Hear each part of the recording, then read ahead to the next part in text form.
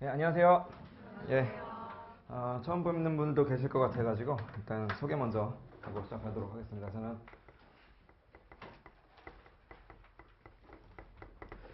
최경민 회계사라고 하고요. 여러분들하고 이제 원가 관리 회계 같이 한번 공부를 해볼 거예요. 그래서 오늘 1호반의 대장정이 드디어 시작이 됐습니다. 그렇죠? 시간표 보니까 아주 무시무시하던데요, 아주 그냥.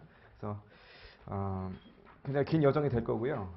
첫 단추를 잘 깨야 돼요, 그렇죠? 그래서 첫 단추가 굉장히 중요할 건데 그 첫 단추로 이제 원가 관리 회계를 먼저 시작하게 돼서 개인적으로는 굉장히 영광으로 생각을 하는데 뭐 영광인 것까지는 좋은데 그 오늘 시간표를 보니까 오전 오후가 다 원가더라고요. 그래서 이게 첫날부터 이거 원가는 되게 지겨워 죽겠다. 약간 뭐 이런 생각을 하실까봐 조금 걱정이긴 한데 그래도 한번 기왕 온 거니까 뭐 열심히 한번 들어보도록 합시다. 자, 음, 일단 뭐 교재 한번 보시면 뭐 이미 한번 원가 관리 회계를 들어보신 분들 계실 거예요. 그래서 저랑 같이 공부하셨던 분들도 많이 보이는 것 같은데 그래서 같은 교재를 가지고 이제 같은 사람이랑 공부를 하는 거다 보니까 사실상 뭐 들었던 얘기를 또 듣는 부분들이 굉장히 많은 거거든요. 그런데 그렇게 하셔야 해요. 무슨 말씀이냐면 계속 잔소리를 드렸던 기억이 있는데 그냥 뻔한 내용을 계속해서 그냥 귀에 못이 박히도록 계속 들어야만 이것이 내 것이 되거든요. 그래서 반복하는 과정이다라고 생각하셨으면 좋겠고요. 그 다음에 저랑 이제 수업을 들었던 분들께는 이미 말씀드렸던 건데 그 이런 게 있습니다. 심리학의 더닝크루거 법칙이라고 해가지고 나의 경험치와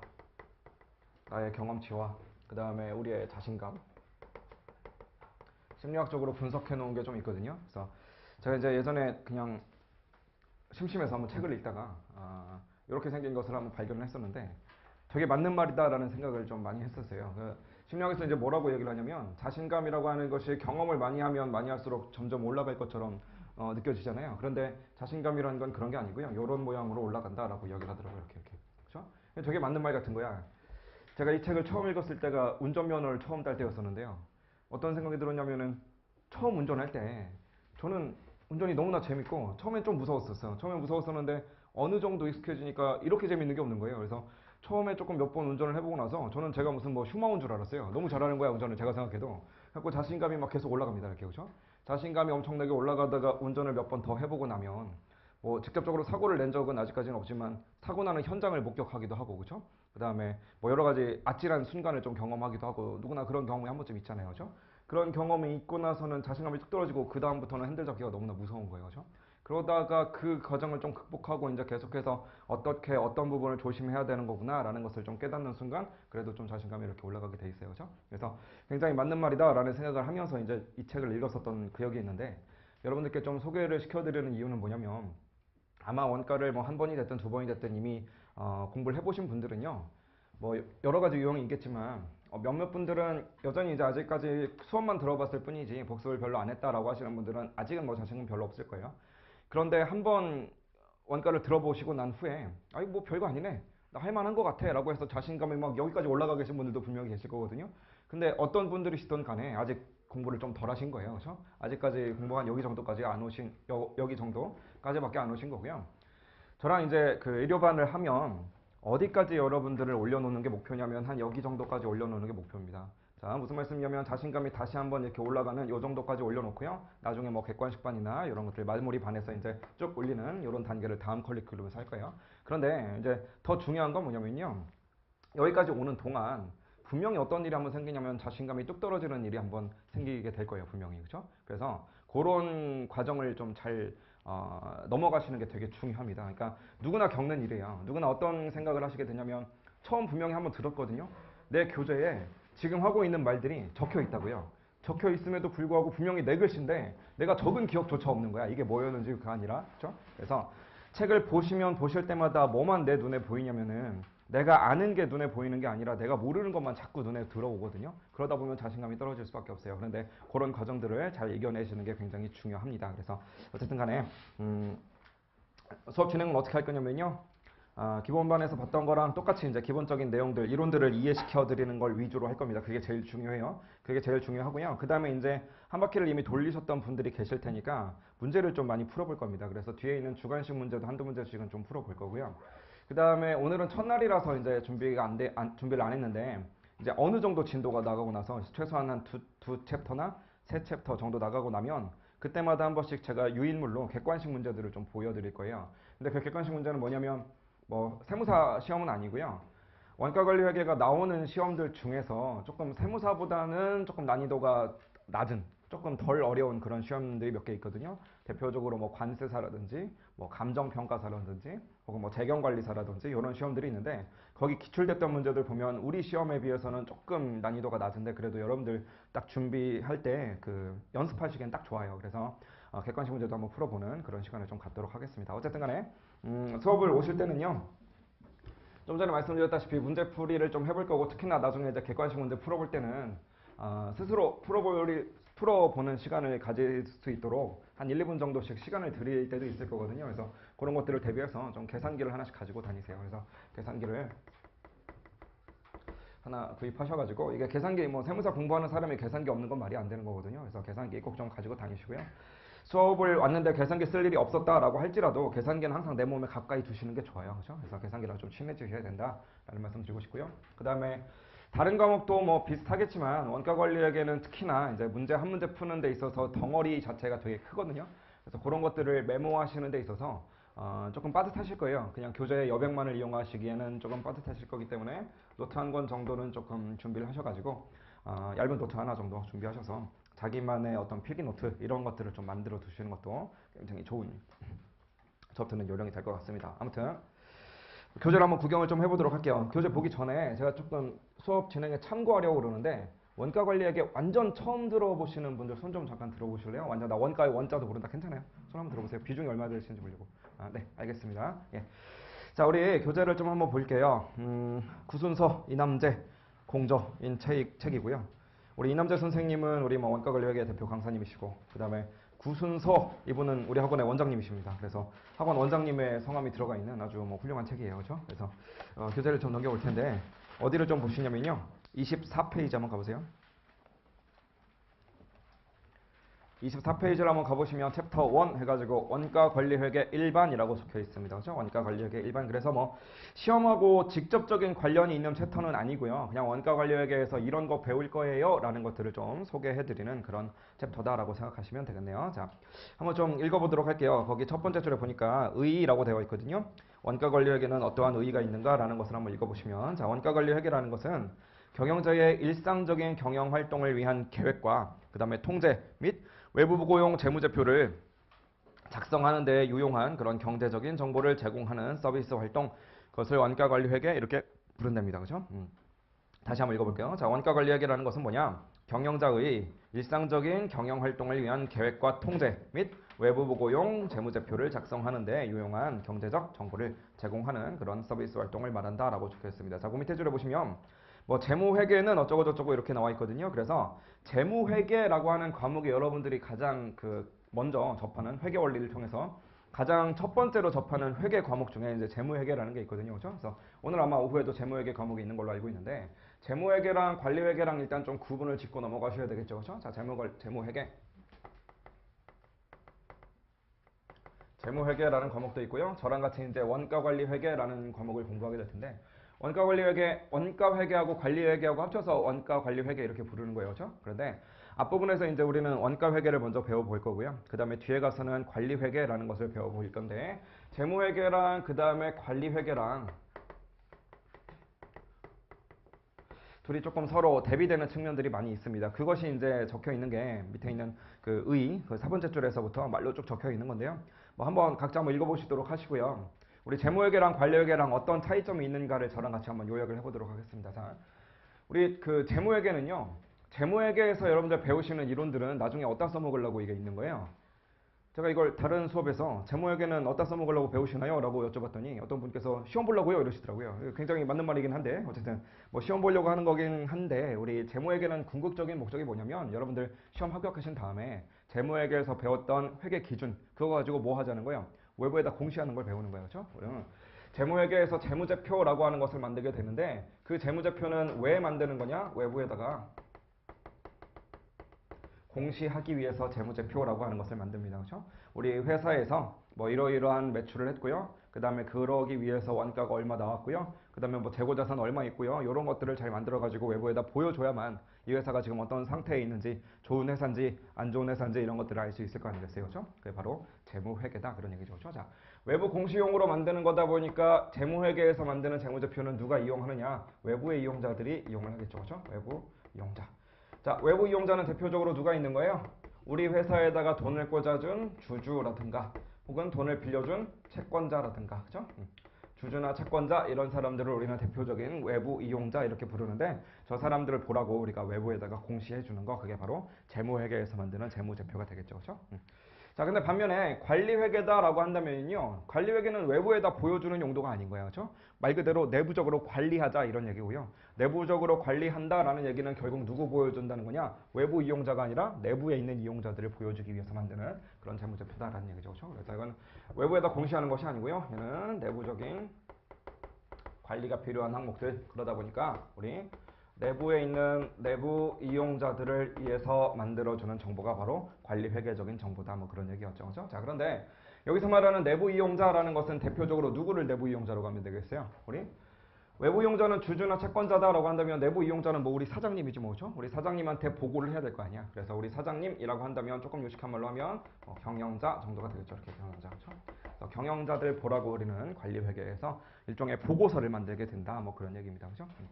그런데 여러분, 이제 좀 전에 의의에서 읽었던 것들 중에서요, 첫 번째 줄 다시 한번 보시면 경영자의 일상적인 경영 활동을 위한이라고 되어 있거든요. 그러니까 경영자의 일상적인 경영 활동을 좀 보조해 주는 거래. 그게 이 얘기잖아요. 경영자들한테 뭔가 일상적인 경영 활동, 내부적인 관리를 좀 보조해 주기 위한 거다, 그런 얘기거든요. 그래서 그 옆에 뭐라고 되어 있었냐면 계획과 통제라고 되어 있는데, 계획과 통제라는 말도 중요하지만 그 가로 안에 있는 말들을 좀 알고 계셔야 돼요.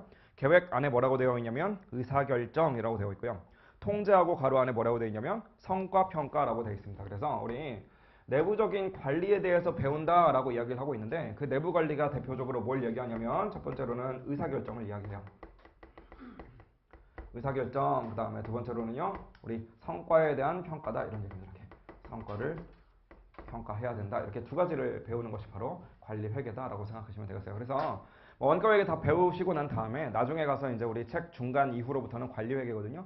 관리회계에서는 나중에 뭘 가르쳐 드릴 거냐면 의사결정하는 방법, 그 다음에 성과평가하는 방법, 이런 것들에 대해서 설명을 드리도록 할 거예요. 그래서 우리 뭐 관리회계는 경영자한테, 즉 사장님한테 보고하는 거다라고 말씀드렸는데, 아, 그러면 사장님께 보고하는 보고서 잘 쓰는 방법 가르쳐 주나 보다, 그런 거 아니고요. 그냥 여러분들이 사장님인 거야. 이제 사장님이셔서 이런저런 보고 자료들을 받게 된 거죠. 그것들을 받았을 때 뭔가 사장님이면 뭔가 의사결정을 해야 될 거 아니겠어요. 그렇죠? 뭔가 우리 회사에서 A라는 것을 할 수도 있고 B라는 것을 할 수도 있는데 둘 중에 뭐가 더 좋은 것인가 라는 것을 판단해야 될 거예요, 사장님이라면. 그래서 어떤 것이 더 합리적인 의사결정인가 라는 거 따져보는 거, 그걸 한번 연습해 보는 것이 바로 의사결정이 되겠죠. 그렇죠?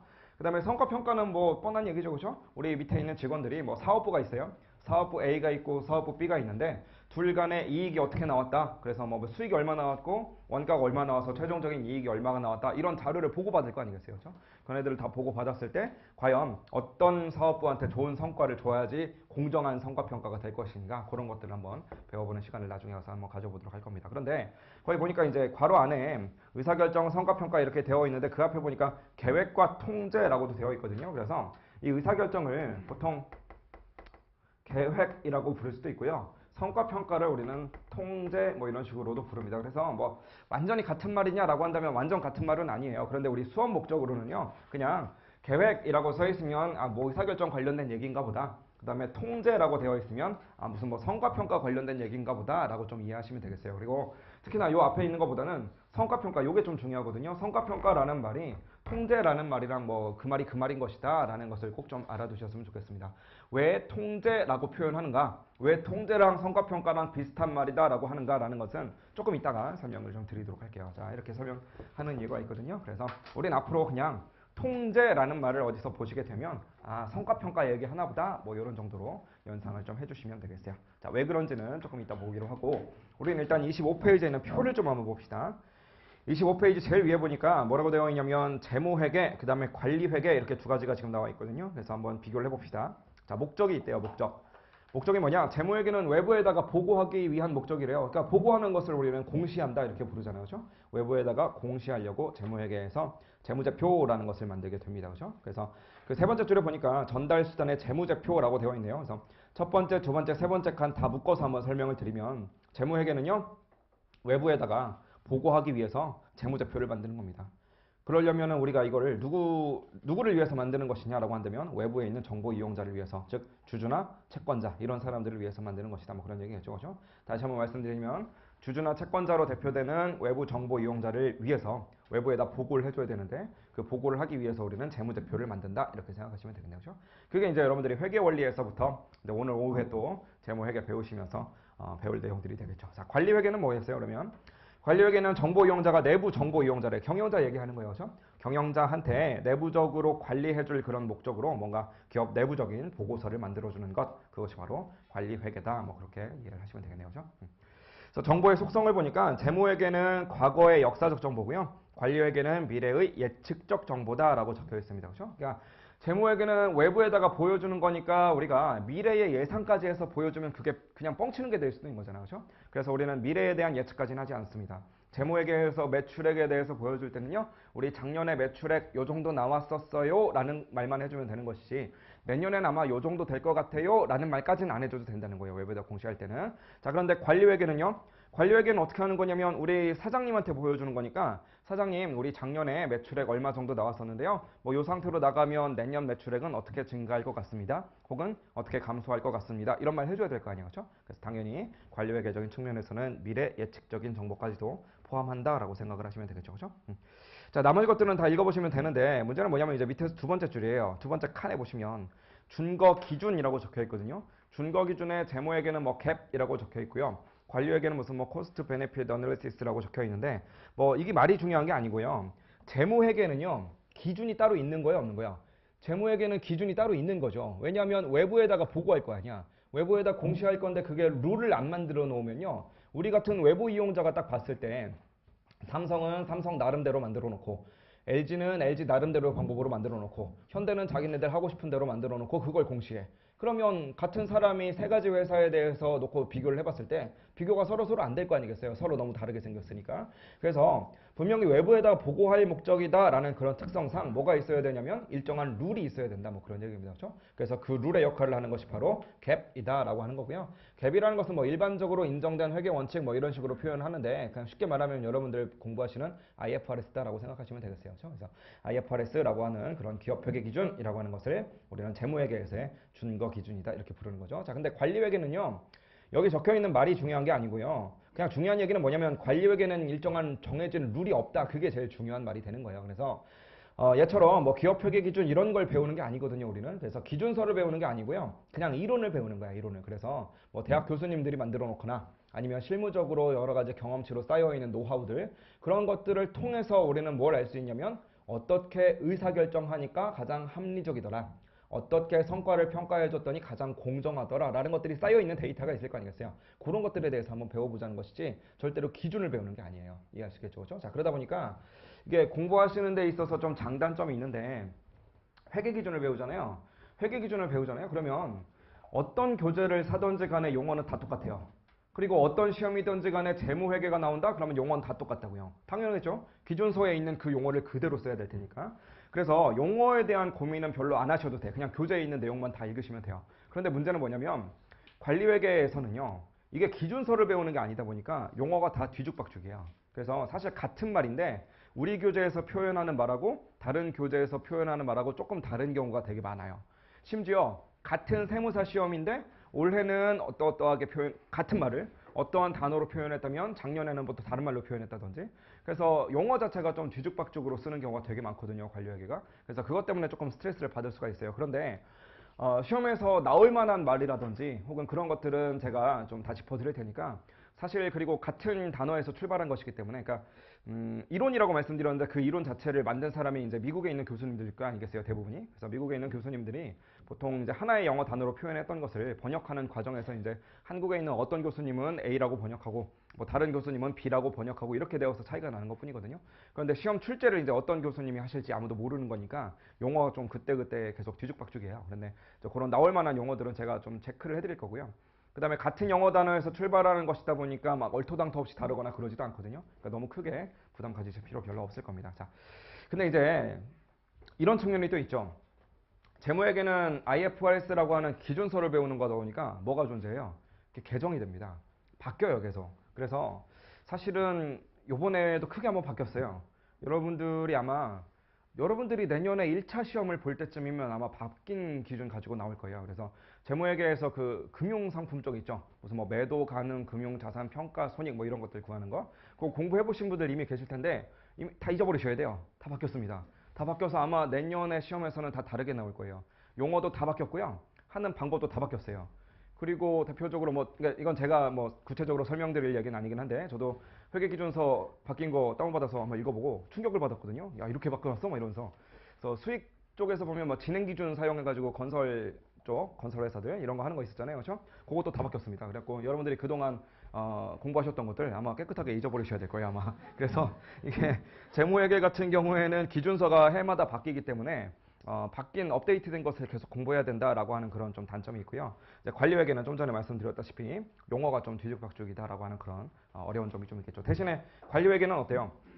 어차피 기준을 배우는 게 아니고 이론을 배우는 거기 때문에 개정이라는 게 있겠어요, 없겠어요? 개정이라는 게 전혀 없는 거지, 그렇죠? 그래서 물론 뭐 신이론, 아주 좋은 신이론이 나왔다, 교과서에 실릴 만한 신이론이 나왔다라고 한다면 그런 것들은 좀 업데이트가 되거든요. 근데 그런 것들 외에는 제가 옛날에 회계사 시험 봤을 때 관리회계 책이나 지금 여러분들 보고 계시는 관리회계 책이나 똑같습니다, 그냥. 그렇죠? 그래서 전혀 개정되는 게 아니라서 되게 편해요. 제가 원가관리회계를 과목으로 택한 것도 사실 그런 이유죠. 계속 공부 안 해도 되는 거 아니야, 그렇죠? 그래서 여튼 실거 기준에 뭐 그렇다라는 거고요. 재무회계랑 관리회계 말씀만 드렸는데 우리 원가회계랑 관리회계 배우는 거라며. 그럼 원가회계는 뭐냐라고 이야기를 하신다면 사실 이 원가회계라고 하는 것은 뭐 사이쯤에 존재해가지고요. 재무회계한테도 좀 도움을 주고 관리회계한테도 좀 도움을 준다 뭐 이런 식으로 생각하시면 되겠어요. 그러니까 뭐냐면 말 그대로 원가회계에서는 뭘 배우겠어요? 원가 계산하는 방법에 대해서 배울 거 아니야, 그렇죠? 자, 원가를 계산했어요. 원가를 계산해서 어디다 써먹을 거냐? 아니, 재무회계에서 외부 공시한다면서요. 재무제표 만들어가지고. 재무제표 중에서 손익계산서 보면 제일 위에 매출액 나오고 그 다음에 매출 원가 나오잖아요, 그렇죠? 그 매출 원가 구할 때 여기서 도와줘야 될 거 아니겠어요, 그렇죠? 그 다음에 관리회계에서도 내부적으로 관리를 하는데 의사결정하고 성과평가를 하는 데 있어서 매출액만 보고 결정할 수는 없거든요. 당연히 모두 같이 정보를 봐야 되냐면 매출 원가에 대해서도 정보를 봐야 되겠지, 그렇죠? 그때 원가회계적인 논리가 조금 도움을 줄 것이다. 뭐 그런 것들을 알고 계시면 되겠네요. 자, 넘어가 봅시다. 자, 원가회계의 목적이라고 적혀 있습니다. 동그라미 2번에 한 페이지 넘겨보시면 동그라미 1번에 보니까 제품 원가 계산이라고 적혀 있고요. 26페이지 제일 위에 동그라미 2번에 보니까 의사결정이라고 되어 있고 3번에는 성과평가라고 되어 있는데 우리 다 어디서 봤단 말이죠? 2번하고 3번 의사결정과 성과평가 어디서 배우는 거라고요? 관리회계에서 배우는 거라고, 그렇죠? 그래서 우리가 원가를 도대체 왜 배워야 되는가? 원가를 왜 계산해야 되는가 라고 물어보신다면 동그라미 1번에서 제품 원가 계산, 말 그대로 원가 회계 그 자체의 목적을 얘기하는 거죠. 그렇죠? 그러니까 원가 회계에서는 원가 계산하는 것을 배울 것이다. 근데 그거 계산해서 뭐 할 거냐? 관리회계적으로 의사결정에도 도움을 주고 그 다음에 성과평가에도 도움을 줄 것이다. 뭐 그런 얘기가 되겠죠. 이해하시겠죠? 그렇죠? 자, 밑에 이제 동그라미 3번에 제품 원가 계산이라고 적혀 있는데 지금 세 가지로 분류를 하고 있거든요. 가로 1번에서는 생산 형태에 따른 분류, 가로 2번에서는 원가를 측정하는 시점에 따른 분류, 가로 3번에 보시면 원가 범위에 따른 분류라고 적혀 있는데 이제 처음 배우시는 분들은 그냥 그렇구나 하시면 되고요. 이제 그 원가 관리회계를 한 번쯤 들어보셨던 분들 계실 테니까 그런 분들을 위해서 한번 전반적인 내용을 한번 짚어보도록 합시다. 자, 우리 이제 원가회계를 배우면서 제일 먼저 배우게 되는 내용은 뭐가 있을 거냐면 개별 원가 계산이라는 걸 배우게 될 거예요. 개별 원가 계산이라고 하는 것을 배울 거고요. 그 다음에 배울 게 뭐가 있을 거냐면 이제 종합 원가 계산이라고 하는 것도 이렇게 배울 겁니다. 자, 가로 1번에 보니까 생산 형태에 따른 분류라고 해놔가지고요. 개별 원가 계산과 종합 원가 계산 이렇게 두 가지로 나눠 놓고 있죠. 둘이 좀 상반되는 것이기 때문에 그래요. 자, 공부를 이미 해보셨던 분들만 자세히 들으시면 되는데 자, 개별 원가 계산이라는 건 뭐였어요? 말 그대로 원가 계산을 어떻게 하자는 거야? 개별적으로 하나하나 좀 따로따로 해주자 그런 얘기예요. 우리 회사에서 뭐 예를 들어서 한 3가지 제품을 만들고 있는데 그 3가지 제품에 대해서 하나하나 따로따로 정성스럽게 뭔가 계산을 해주겠대. 그러면 그 하나하나의 제품들이요. 서로서로 다르게 생겼겠어요? 아니면 다 똑같은 애들이겠어요? 당연히 서로서로 다르니까 따로따로 계산을 해줘야 되겠지. 자, 무슨 차이가 있냐면요. 만약에 제품을 만들었는데 A도 만들었고 B도 만들었고 C도 만들었어요. 셋은 다 다른 거야. 셋이 다 다르기 때문에 당연히 우리는요. A의 원가는 얼마지? B의 원가는 얼마지? C의 원가는 얼마지? 하나씩 하나씩 따로따로 봐야 되는 거야. 그래서 우리가 그때 사용하는 것이 바로 개별 원가 계산이다. 그런 얘기죠. 그죠? 대표적으로 어떤 회사들이 있을 거냐면 뭐 배를 만든다든지 혹은 뭐 건물을 올린다든지 혹은 뭐 비행기를 만든다든지 이런 회사들 같은 경우에는요. 뭐 같은 비행기를 만들었어. 같은 비행기지만 다 다르게 생겼어요. 전투기도 있을 것이고요. 항공기, 뭐 여객기도 있을 것이고요. 그렇죠? 뭐 여러 가지 그 비행기들이 있을 거 아니겠어요? 건물을 만들었다라고 한다면 이런 학원 건물도 있을 것이고요. 아파트 건물도 있을 것이고 뭔가 상가 건물도 있을 것이고 같은 건물이지만 서로서로 다르게 생겼으니까 당연히 원가 자체를 따로따로 계산해야 되겠지. 그렇죠? 그때 쓰는 방법이 바로 개별 원가 계산이 될 겁니다. 하지만 종합 원가 계산이라고 하는 것은 어떻게 하는 거였어요? 그냥 A만 무지막지하게 많이 만들어 버리는 거야. 그럼 어차피 다 똑같은 애들을 여러 개 만들 뿐이니까 예를 들어서 내가 1,000원을 투자해서 A를 몇 개 만들었느냐? 100개 만들었어. 그러면 A 하나당 얼마인가 라는 것을 하나하나 정성스럽게 계산할 필요 없이 그냥 N빵 하면 되는 거 아니에요? N빵 해보면 그냥 한 개당 10원이다 이런 게 답이 나오는 거 아니야. 그렇게 계산하자는 게 바로 종합원가 계산이죠. 그죠? 물론 종합원가 계산에서는 뭐 미완성된 애들이 있다 보니까 거기다가 완성도라는 개념을 녹여서 완성품만 산량이라는 개념을 도입을 해가지고 뭐 5단계법 이런 것들을 좀 써야 되니까 사실상 우리 수험생 입장에서는 종합원가 계산이 조금 더 어렵게 느껴질 수밖에 없는 뭐 그런 형태가 되긴 하겠죠. 그죠? 여튼 개별 원가 계산과 종합 원가 계산 생산하는 형태에 따라서 구분이 되는 것이다 라고 적혀 있고요. 두 번째 보니까 원가를 언제 측정하느냐에 따라서 3가지로 나눠지고 있네. 자, 실제 원가 계산이라고 하는 게 있고요. 그 다음에 정상 원가 계산이라고 하는 것이 있고 마지막으로는 표준 원가 계산이라는 게 있습니다. 그렇죠? 자, 얘네들을 3개를 좀 비교하고 있는데 말 그대로 실제 원가 계산이라고 하는 것은 어떻게 하자는 거예요? 모든 원가들을 다 실제로 가져갑시다. 이게 바로 실제 원가 계산입니다. 그렇죠? 말 그대로 실제로 발생한 원가가 얼마냐라는 것을 적어주는 거 그게 바로 실제 원가 계산이죠. 그렇죠? 자, 그 다음 정상 원가 계산은 뭐예요? 조금 이따 자세히 말씀드리겠지만 우리 원가에는 DM, DL, OH 이렇게 3가지가 있는 거라고 그죠? 자, 그런데 그 중에서 DM하고 DL은 별로 상관없어요. DM하고 DL은 어차피 그냥 지금 실시간으로 실제 원가가 얼마만큼 나오는 것인가 라는 것을 다 알 수 있으니까 상관이 없는데 문제는 뭐가 되냐면 OH라고 하는 놈, 그죠? OH라고 하는 놈은요.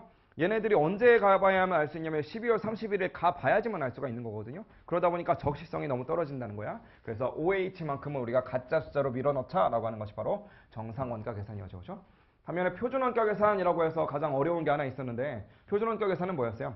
우리 성과 평가할 목적으로 혹은 회계 처리를 좀 쉽게 할 그런 목적으로 DM과 DL과 OH 모든 것들을 다 가짜 숫자로 밀어넣고 회계 처리하자라는 것이 바로 표준 원가 계산이라는 게 있었지. 그죠? 자, 이렇게 3가지는요. 원가 측정 시점에 따라 모든 거를 다 기다렸다가 실제로 할 거냐 아니면 그 중에서 하나 OH만 가짜로 넣을 거냐 아니면 모든 것을 가짜 숫자로 넣을 거냐에 따라서 3가지로 구분이 된다 뭐 그런 얘기입니다. 그죠? 그 다음 원가 범위에 따라서 뭐가 있냐면 전부원가, 변동원가 이렇게 2가지가 있는데 우리는 하나 더 배웠죠. 뭐 배웠었어요? 전부원가, 그 다음에 변동원가, 그 다음에는 초변동원가라는 것도 하나 있었습니다. 그죠? 초변동원가. 분명히 저는 여러분들께 가르쳐드렸던 기억이 나거든요. 그런데 표정들은 다 네가 언제 그랬냐 이런 표정들이 있어서 조금 당황스럽긴 한데요. 어쨌든 간에 전부원가랑 변동원가랑 초변동원가 이렇게 3가지가 있었습니다. 그죠? 자, 어떻게 하자는 거냐면 이제 좀 이따 자세히 말씀드리겠지만 우리 원가에는 제품 원가랑 기간 원가 이렇게 2가지가 있는 거잖아요. 그죠? 그 중에서 제품 원가에다가 어디까지 포함해 줄 거냐라는 거에서 말 그대로 전부 다 포함합시다 라고 하는 것이 바로 전부 원가 계산이죠. 그죠? 그러지 말고 FOH라고 하는 놈은 날려버립시다. 걔는 기간비용 처리합시다 라고 하는 것이 바로 변동원가 계산이었어요. 그게 아니라 그냥 DM이라고 하는 것만 제품원가로 보고요. 그 다음에 나머지 것들은 다 기간비용 처리합시다 라고 하는 것이 바로 초변동원가 계산이었죠. 그렇죠? 그래서 이렇게 3가지 원가 범위에 따라서 어디까지를 제품원가로 포함해 줄 것이냐에 따라서 이제 3가지 방법이 있었던 거죠. 그렇죠? 자, 그래서 사실은 이게 별도의 매트릭스예요. 별도의 매트릭스라서 예를 들어서 전부원가를 쓰면서 변동원가를 같이 쓴다? 그런 건 말이 안 되는 거죠. 물론 같은 회사가 전부원가 손익계산서도 한번 만들어보고 변동원가 손익계산서도 만들어본다. 2개를 같이 만든다. 이건 당연히 가능하겠죠. 하지만 하나의 손익계산서인데 그 안에 정보원가, 변동원가, 초미변동원가 컨셉이 다 들어있다? 그런 건 말이 안 되는 거예요. 그래서 서로 상충되는 것이 될 거고요. 그 다음에 실제원가, 정상원가, 표준원가 얘네들도 마찬가지로 같이 쓸 수는 없는 거겠죠. 그죠? 그 다음에 개별원가랑 종합원가도 마찬가지 같이 쓸 수는 없는 겁니다. 물론 실무적으로는 짬뽕 시켜서 뭐 혼합해서 써요. 혼합원가 계산 뭐 이런 식으로 해서 혼합해서 쓰긴 쓰는데 우리 수업 목적으로는요. 얘네들이 서로서로 이제 별개의 매트릭스에 있다라는 것을 좀 이해하셔야 될 겁니다. 무슨 말이냐면 우리가 예를 들어서 개별원가를 쓰면서 정상원가를 쓰는데 이런 건 충분히 가능한 거예요. 그죠? 표준원가를 쓰면서 종합원가를 쓰는데 이런 것도 당연히 가능한 거고요.